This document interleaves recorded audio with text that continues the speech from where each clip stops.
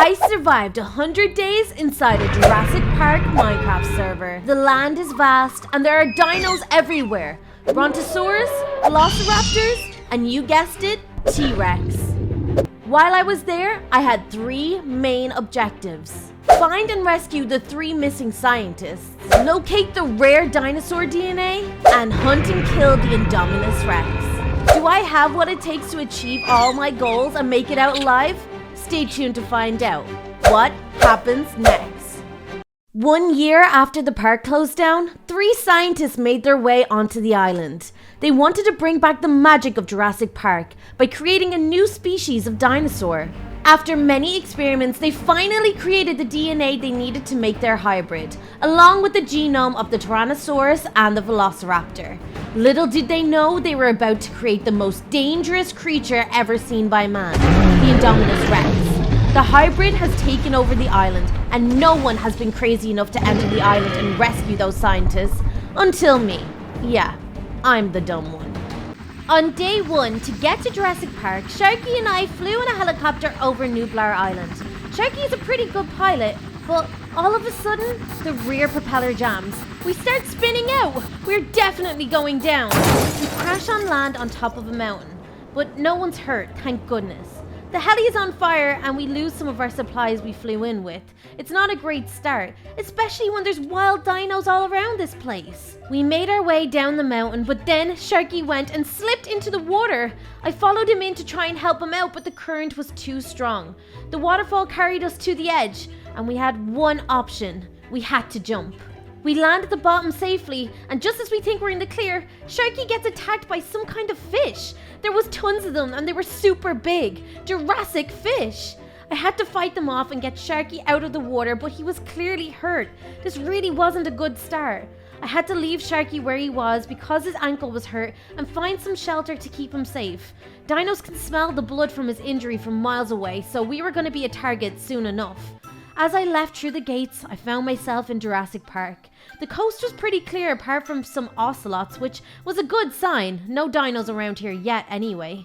I walked until I found a small cave entrance. This could work, but I need to make sure it's safe first.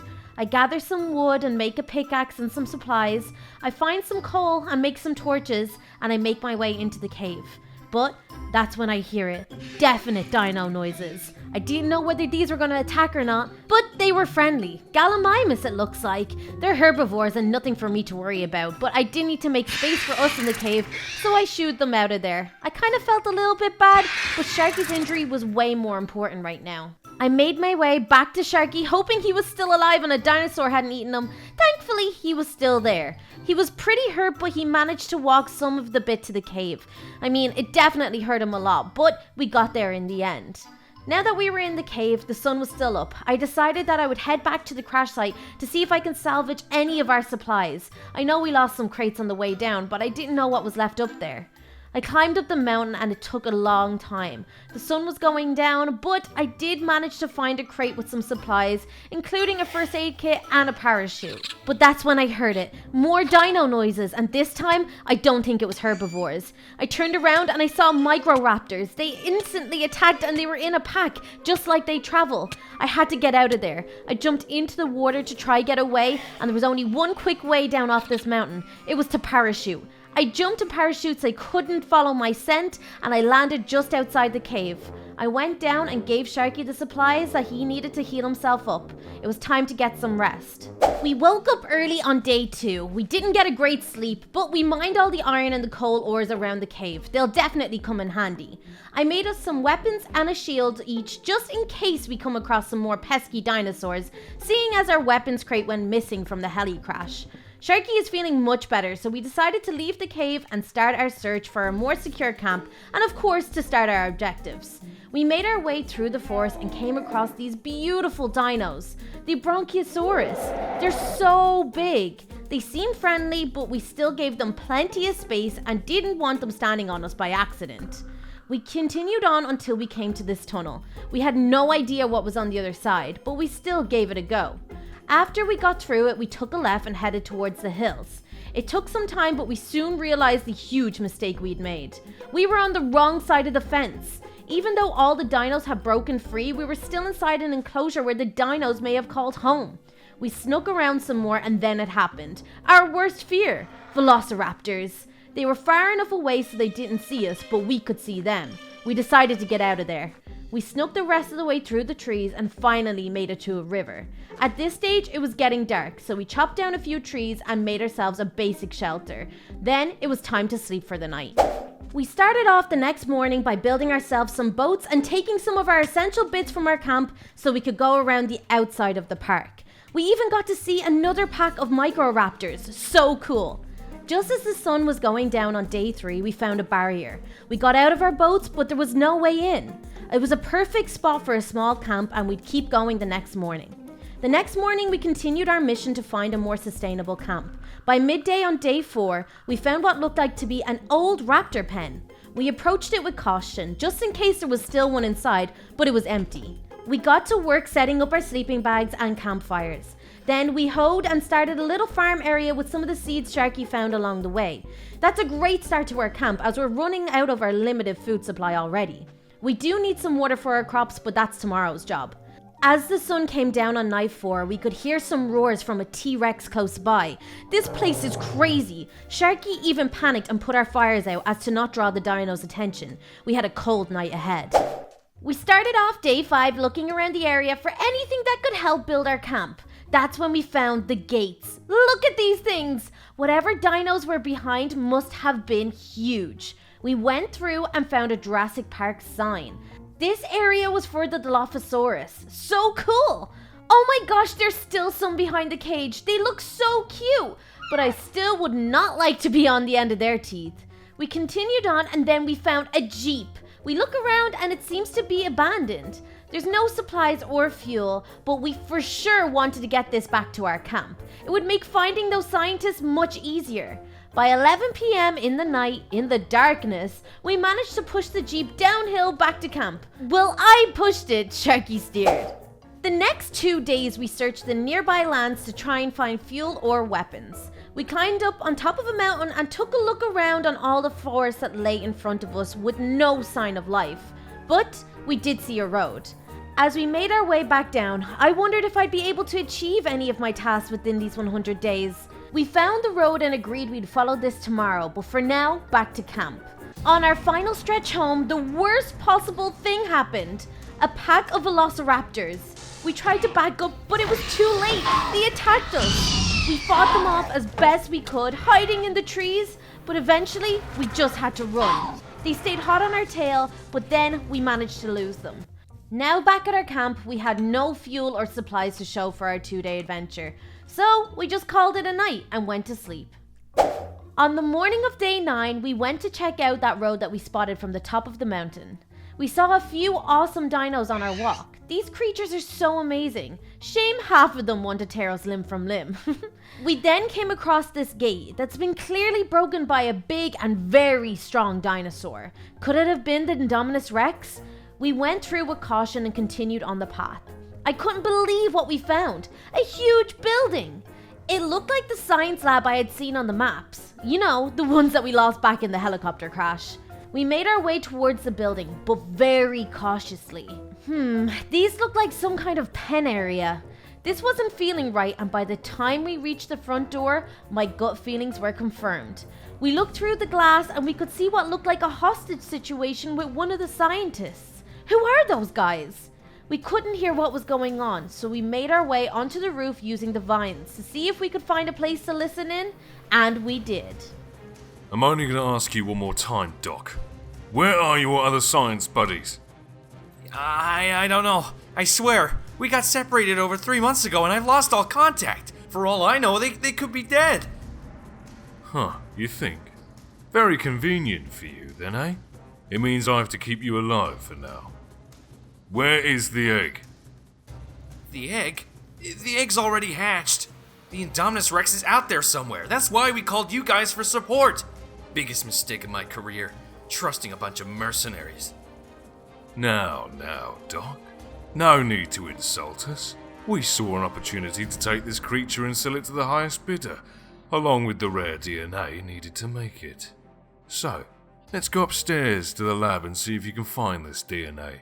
I've got ways of making a man remember things. Oh no, this is terrible! The scientist guys aren't trapped, they're being held hostage! This changes everything! With the sun going down, we ran straight for camp. We needed to come up with a plan if we were going to rescue those scientists and take down these mercenaries and the Indominus Rex. On the morning of day 11, we came up with a plan. On the flight in, Sharky remembered spotting a weapons outpost somewhere deep in the jungle. We packed up our camp and headed out. This outpost was going to be the most important part of completing our mission. We spent the next 12 days chopping our way through the thick forest in search of the outpost. There was a few close calls with some dinos, but they were distracted by some wildlife. We were super lucky. Eventually, on day 23, we found it. The outpost! We take a look around and it seemed to be clear of those mercenaries. I had no idea what was inside or who, but we have to go in and see. We waited until nightfall to make our move. We made our way through the front door and took a look around. Computers and science tech stuff, but no weapons yet. On further inspection, we found what we were looking for. The weapons room, but it was protected by reinforced glass and a keypadded door. We thought this was going to be a bum mission, but then Sharky found a trapdoor with a ladder going down. Once we got down to the bottom, we found a bunker, and we found one of the missing scientists. She was so scared at first, but we explained that we were here to help and that we're going to rescue her and the other scientists and get them off this island. She opened the weapons room door for us and we stocked up on all the supplies we could carry, including fuel for our Jeep. Sharky also found this DNA card. I don't know what it's for, but it might come in handy later in the 100 days. She also told us to take the one lethal dart that they had left. It's the only thing that can take down the Indominus Rex. We decided to stay in the bunker that night and get some rest. A very successful mission. We spent the following 6 days making our way back to camp. We decided to take a little shortcut considering all the supplies we were carrying, and that's when we saw something in the distance. It looked like an even bigger, more secure pen. We wasted no time in getting there, but it was a velociraptor pen. We had to make certain there wasn't a dino in there first, and then we went inside. It seemed secure, so we cleaned out the inside and made it more homey. Then myself and Sharky went back to the original campsite, fueled the Jeep, and got it back to our new command center. Definitely sounds more official. Day 31, and the scientist Jane had set up some of her scientific equipment that she insisted on taking from the last outpost. Myself and Sharky made some final checks on the Jeep and our equipment, and then we were setting off in the direction of the science lab where we saw the mercenaries holding the scientists captive. We stopped a little bit out of the way and hid the Jeep from view. We waited until it started to get dark before we got any closer. Once outside the science labs, we could clearly see some of the guards on watch. We decided that we would use a stealthy attack and only use our knives, not guns. We rushed the guards at the front door and took them out quietly. We headed inside and kept our movements super quiet until we could locate the scientist. There was guards all around, so we had to be super sneaky to ensure we didn't get caught. We found the cafeteria, but it seemed clear, no scientist. We had to take out 2 more guards and then we made our way upstairs. Then we saw it. 2 more guards again blocking the door. We rushed them and took them out. And finally, we entered the lab. There he was, the second scientist. We told him who we were and that we have Jane, one of his colleagues. He finally trusted us, so we made our way back out of the lab and headed for the stairs. But that's when we nearly got caught. The main mercenary had returned with more guards and they were all over the lobby. We had to retreat by using the doors out the back and jumping down from the high walls. I then spotted some more Jeeps, but they were in some sort of garage. And in the distance, I saw what looked like an electricity station. That could come in handy big time. We made our run for the Jeep, got in and got away just in time. Once we were back in our command center and the 2 scientists were reunited, we ate some dinner and called it a night. Day 32, and Henry, the second scientist, told us about a mine he was working on with his other colleague, the final missing scientist. They had been separated and he's convinced that he's still down there. Myself and Sharky arrived to the entrance of the mine and made our way inside. It was huge and there was dinosaur fossils and ore everywhere. Then we looked down into the open shafts below our feet. We knew we had to make our way into the mine. After 11 days down in the mines, we realized we were completely lost. With all of our food nearly gone, we didn't have much hope. Then Sharky spotted some light down at the end of a long tunnel. This could be our exit. We made our way down and there he was, the final scientist. Just like the others, we told him who we were and that we were there to help him. He knew the way out of there as he's been hiding down there away from all those evil mercenaries all this time.